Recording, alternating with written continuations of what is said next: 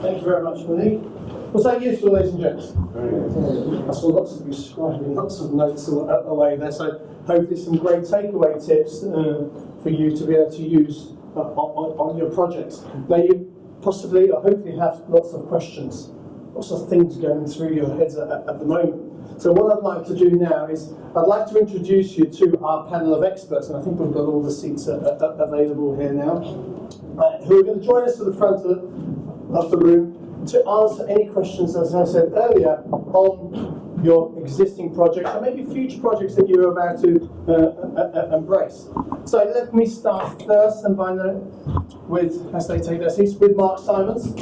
Mark's the co-founder and principal consultant at EAL Consult. Some of you may have already met him earlier on while we were networking. And Mark's got over 25 years experience in property and is a highly qualified commercial and domestic assessor. He's a member of BRE and Elmhurst registered and has carried out over 2,000 energy assessments himself alone. So that's his Mark there. Hi everyone. Monique, who I've obviously already introduced you and has already shared her wealth of knowledge with us, and is also the co-founder of EAL Consult. I'd like to introduce Aina. Aina is our lead consultant for code and sustainable homes, home quality marks, sustainability and energy reports, and provides continued support and guidance for all the EAL clients, and is also responsible for helping with environmental impact assessments. Then we've got Viral. Viral's here. He specialises in the SAP and SBM calculations and to help our clients achieve energy compliance swiftly and efficiently. And finally, by no means last, Sylvia Plumridge. Sylvia's qualified BREEAM consultant and combines this with her excellent 3D modelling skills, and where she guides and supports our clients through the minefield of the right of light issues and the 9 BREEAM environmental assessment issues. So, ladies and gentlemen, you've got some experts in the room here. Utilise and use this time with any burning questions that you may have had, and hopefully maybe you've thought of some before you came. So, has anyone got a question for anyone, and specifically in the team, or anyone? Who's going to go first? Thank you. Just a quite general question. BREEAM or LEED, where do you think it's going for the UK, Europe, US versus Europe? UK versus Europe? Well, it seems that, obviously, a large part of the world is sticking with LEED. It's very fragmented. In Europe, each and every country has its own BREEAM assessment. You have BREEAM International, which is globally accepted, and LEED, which is mainly North America and the Middle East. It's a big debate. It's 50-50, but in European countries, they tend to stick with their own. Austria has something called Climate Active, which is even more supreme than Passive House, and they're very happy about that and probably wouldn't want to compromise with anything else. So that's the situation at the moment. I think the other thing I'd say with that is if you're an international company and you want to have some sort of comparables, if you're using LEED in the US or in Canada, you're more likely to want to do a LEED in the UK as well, because then you've got comparables. So it would depend on the company itself and what they're. Does that answer your question? Yeah, I think so. Great, fantastic. Anyone else? Any other questions? Anyone had anything to make from the presentation? You're talking about that section 106 mitigation. Pretty successful. We're waiting for the outcome. We're waiting for the outcome. But at least we've got them to accept that there is something else that they need to look into, and they are redoing the viability report. So far, so good. You mentioned orientation, which I worked on something in Dubai, which was if you had no windows and east and the west, you could save 30% of the energy, because that's where the light comes in at the start and the end of the day. In the middle of the day, it shines straight down, so you can very easily shade 30% instantly at the start. And I find that quite often the early discussion doesn't happen. Is that happening more now? You've been brought in early enough? Do developers recognise the input that you can make if you're brought in right at the start, rather than being asked to kind of like ameliorate 106, after the event? Absolutely. Well, what happened was that I think the I think this developer tried his best in that this construction hasn't even started yet. It's absolutely true that if you start at the beginning, you can make some, save yourself a lot of headaches at the end. Nothing needs to be revisited. And this is just a question of, fighting out the documentation at the early stages. But yes, if he'd waited, it could have, and he'd started building, that could have caused problems. Hopefully they'll sort it out before they start. That's not criticism of developers, that's just kind of a request that there's a very early, quick discussion. Sorry? Maybe a quick early discussion. Agreed, totally agreed. Anyone else? Mark, did you want to add anything to that? I think it's like anything, if you start at the beginning, at design stage, and you involve all parties, it makes a big difference to the outcome, because then you can refine the detail. Yeah. And if you do it later on in the process, then you have problems. That's what our experience is. And the other thing I'd say is there's one thing that people don't realise now is that there's a marketing aspect that needs to be considered as well. That sustainability now is a marketing tool, you're going to, I'm working on a project at the moment. We're all right there, is that? Someone doesn't want to give up, do they? It's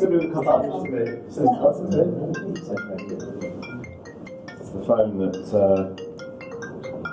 It's actually my phone. I'm working on a project at the moment. The project manager asked us to come over. It's an office building that's being converted into 25 residential flats, and they are looking to. They've got a C rating, and they want to increase it to a B. And they've asked, can you tell us how we can do it? And we went round there, and really, the main way they can do it is by replacing. They're putting a wet system in there. But if they put in a air source heat pump for an extra cost of £5,000 approximately per unit, they could have an air source heat pump. And when you're coming to sell that, you're going to make more than the costs, the outlay, and you're going to be able to market it. The amount of savings that any buyer is going to make is going to be significant. They're going to save thousands of pounds every year. So really, in the marketing side, there's a massive case there, but developers don't always see that. But some they of just the look at the discussions bottom are line. free. Sunlight and ventilation. Yeah. It's free. Yeah. You've got to, You're right. you've got to pay a couple of consultants, for an afternoon, and then it's free from that point on. Yeah, no, I totally agree, and also making it airtight, proper ventilation. You don't need to heat it. Mm-hmm. Yeah, if you properly look at those, but it's the detail. You need to put the work in to be able to do that. Anyone else got any other questions? Any questions maybe for Sylvia on her 3D modelling skills? Well, I know. Yes, sir. Do you also do daylighting and sunlight? Yes, Yeah, yes. this is It's lovely. daylight, sunlight, overshadowing. Okay. Good. Another question? We've got a project where we're trying to develop buildings in conservation area, incredibly sensitive conservation area. It's not a listed building, but it's on a significant street. It's a building that's in very poor condition. It's a building that will be mixed use. What do you think our options are in offering renewables on an urban site with no external territory, faces east-west? Yeah. That discussion with the planning local authority. There will almost certainly be a way forward. Yeah. Just need to drill down into it a bit more, but yeah, definitely. We can have a chat about that afterwards. I'll certainly find a way, but yeah. Something you did mention earlier in terms of energy reduction. You seem to be suggesting that planners are insisting on renewables, even though a boiler might be able to give you a lower reduction. They're not insisting on it, but as a result of what they are asking for, depending on what building it is, that might be your only option in order to comply. To achieve the rating you need, the conventional wet system won't be sufficient. Well, the situation, our consultant has said the boiler would give you a better reduction. But the planners have asked for a heat source heat pump in the conditions for the planning. But we're looking to take that to remove that condition. Yeah, with From the what I've heard from you saying that condition might have been put there to insist. To encourage, yes, they do it to encourage it, depending what's going on in the rest of the building. But if that's become part of the compliance, then it will be difficult to get that condition removed. But it depends on other factors as well. I mean, the other thing to say is that after the recent summit, they're looking now to move away from gas. So conventional boilers in 10, 15 years are not going to be very, they're going to be sort of outmoded. So air source heat pumps are going to be more prevalent than conventional boilers, because that's the way that they're going. So that's something to just factor in as well, that you might as well do it now. And 10 years is a long time, but it'll come around quickly. We're young enough to still be here. But yeah, that's something that they're going to be phasing in. They're going to be pushing towards that way. It's also not a huge difference in cost now. Yeah. Air source heat pump over a boiler in a traditional home is maybe an extra couple £1,000.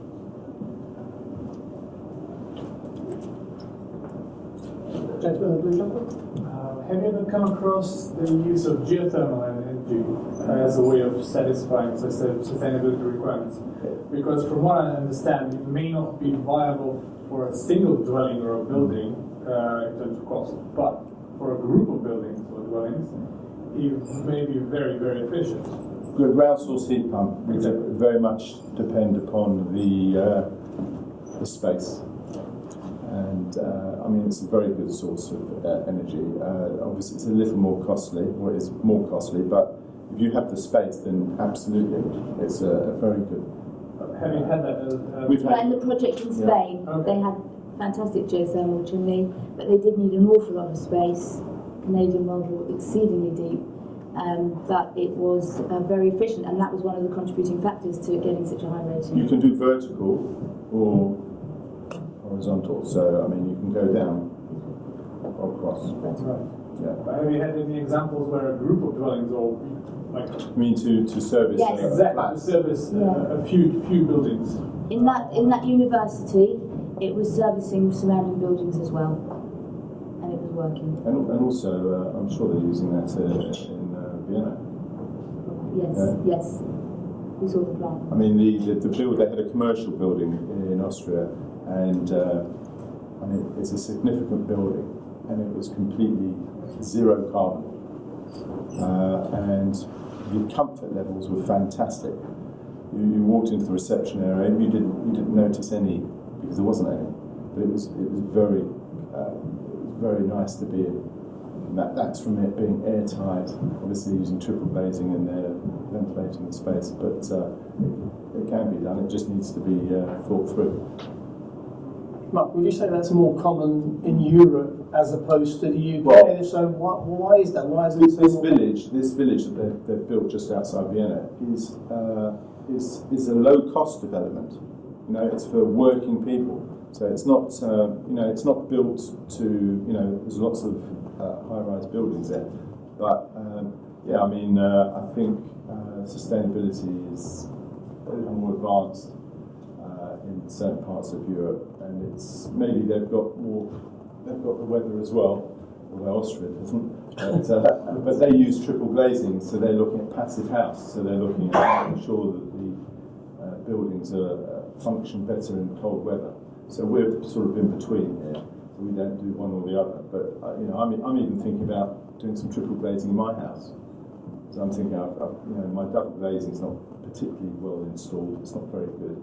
So I'm thinking, well, if I put in some triple glazing, as long as the rooms are properly ventilated, I'm going to have to I don't have to heat it as much. So, you know, I think it's something to think about triple glazing, or making it airtight as much as you can to passive house standard.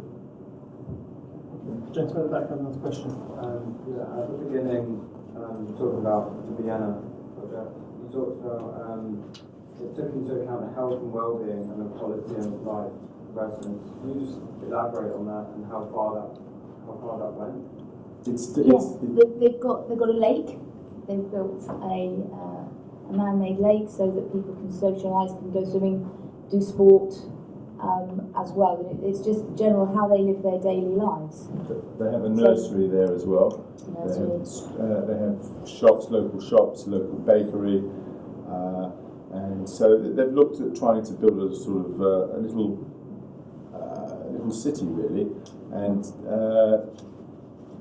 they've got a communal utility area as well, and then they've got communal space on the roof, and big focus on community. Yeah, I mean it's still being built, so it's well worth a visit. You know, it's just outside Vienna, about 30 minutes, and it's very interesting to go to. But people are living there already. Yeah, people are living there already. Yeah, so they're being able to learn from, you know, people going on there. But you have to, as Monique said, you park your cars separately from the actual living quarters, so you have to sort of walk. Yeah.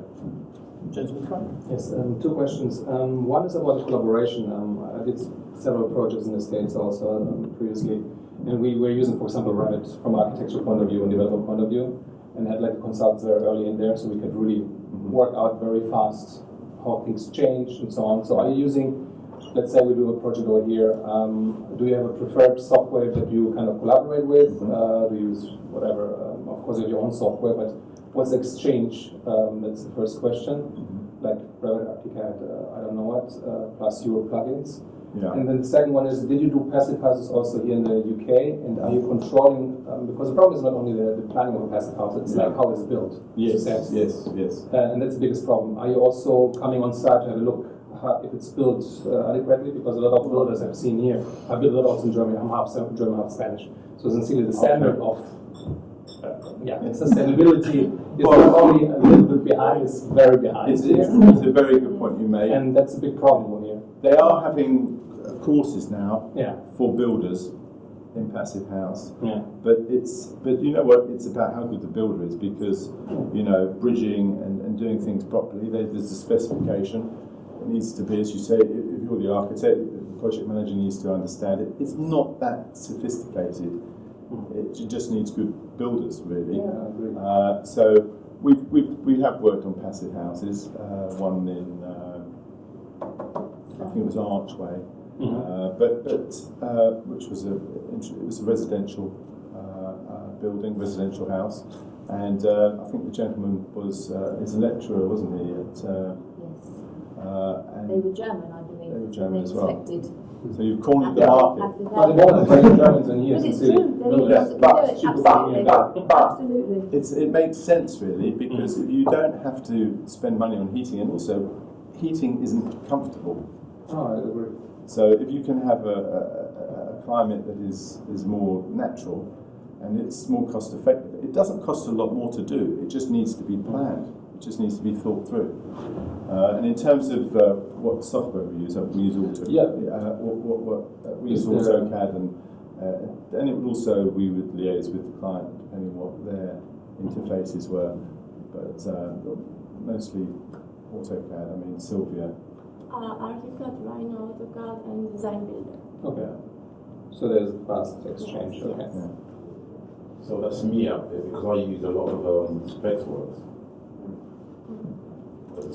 So if I come to you, because I speak to your colleague, I've got a sort of project to design, people get 15 units in West London, and I'll give you, so I'll give you sort of 3D myself, and I'll give you the actual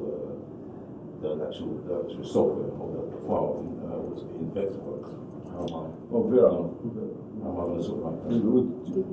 Yeah, we can manage to import it in another thing, yeah. in another program. That's not a problem. And another question for Monia. You did mention code for home sustainability level for most councils. You did mention EAL, which I'm dealing with at the moment. Code for level 4, code for sustainable level 4. What does that entail? What does it entail? Yeah. Well, it's the 9-point environmental assessment that we mentioned earlier, and Code 4 is the code level. Actually, Anne, this is a good question for you. Yeah. Tell us, what is Code 4 as opposed to 3, 1, 5? Because the thing is, I've already met the planners already with my preliminary pre-planning meeting already, and she didn't mention that at all, because obviously if I put in my application in, they're going to sort of just bombard me with all these, requirements. And obviously I have a good insight of what I need to sort of give to these guys, give them a lot of information. And it's called for, because you did mention EAL. I think what you would need to start with is a pre-assessment. So if we have the drawings, then we'll assess it using the 9 environmental issues. The difference between level 3 and 4, obviously, is that the standards are higher for 4. So for example, you'll need to achieve at least 19% carbon reduction. And that would definitely involve a renewable within the building. And then there's so many issues, it's not something I can tell you. But the standards are slightly higher for 4 than 3. It's a little bit more difficult to achieve 4 than 3. Yes, and 5 is almost impossible.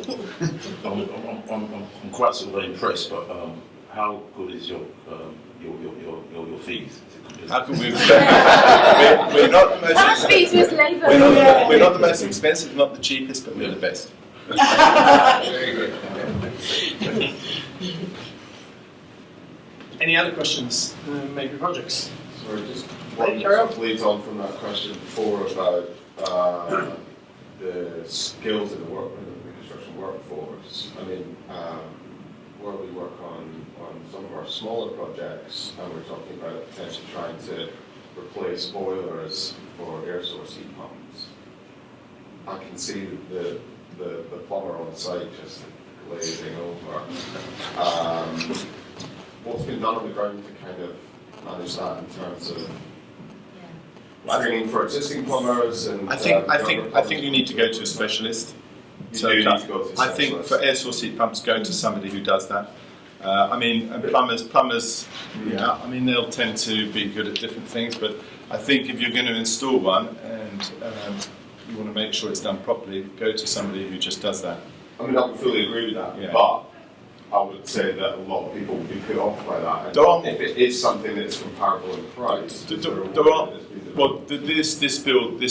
project I went to only a couple of weeks ago, the project manager, he said that he'd had a quote to do. It was 5,000. I think it was £8,000 per unit. It's going to cost him 2-3 to probably do the conventional system. So it's not very complicated. You've got a unit. It just needs to be wired. Well, this is exactly in terms of keeping the site team down. Is there a way? Is that being managed by? I do know we work very closely. Yeah, we work very closely with Mitsubishi. We train there, and what they've been doing as a result of exactly the issue you're talking about is they have a design service, a design and install service for their customers to alleviate that issue. Okay. Anyone else? Any more questions? Maybe a project maybe that you're working on? Just one on that Vienna project. You said it wouldn't be finished till 2028. What was the reason for that? It's massive. It's huge. It's massive. It's a town. I mean, we say village maybe because we live in London, but it's actually a town. It's going to be the biggest of its type ever built. So to completion, but it's already, there's thousands of people living there already. But we're talking about 20,000-30,000. Were you involved in all the counts, or is that just an example? No, we went to visit it. That was part of our education when we went to the Congress. They invited us out to have a look. Hopefully bring some of it back. Fascinating. So CPD. Pardon? It was our It's CPD. the whole CPD. Practice what you preach. There's amazing stuff on Google online on the Vienna project when I've been researching some of the stuff. So it's lots of videos, lots of PDFs explaining all the different aspects of the whole project. So it is amazing. I'd encourage you. You'd be amazed what you can find on them about it. I've got a problem there because obviously it finishes at the end. What was it, 2028. Now the first buildings have been built so at a certain level. So by the time it comes to 2028, will the levels be higher? I think the levels are already carbon, they're zero, so they're not going to get better than that.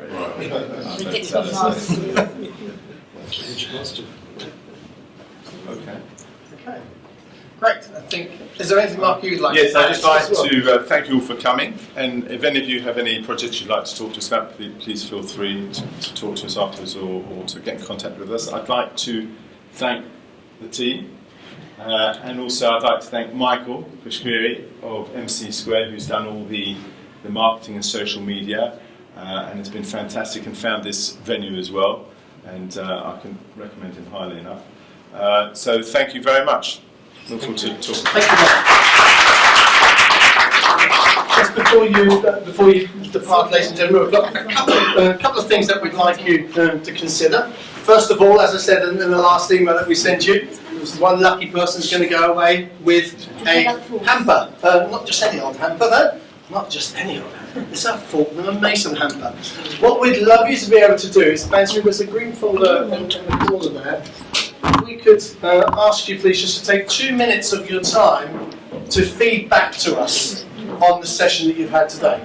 So Nancy and the team are just going around, going to hand out some forms. It will literally take 2 minutes to fill in. We'd appreciate your feedback. And then we're going to put those into a drawer, and one of those forms will take away the hamper itself as well. And whilst you're filling in the forms, just a couple of other things that maybe you weren't aware of or that we'd like to inform you about. The form is very simple and straightforward as well. This is probably the second event, second or third event that we've done of this nature, but we've already been approached by other people to do more of these events. So we're hosting another event later in April, on the 21st of April, this time actually in Oxford. And that's going to be very much focused on the property and real estate industry. So if you want further CPD, that's going to be a CPD event as well. Then if you'd like further, if you need more CPD points, then please feel free to come along to that. Let us know if you're interested, because we'll keep in communication with you and keep you informed of that event and any other future events that we will have. And as I said at the beginning, if you are on Twitter, please keep a track on us on the Energy Oracle. We put out regular tips and advice and share industry news as well that might be useful for you on there. And on LinkedIn as well through the posts and the blogs that we do on the website.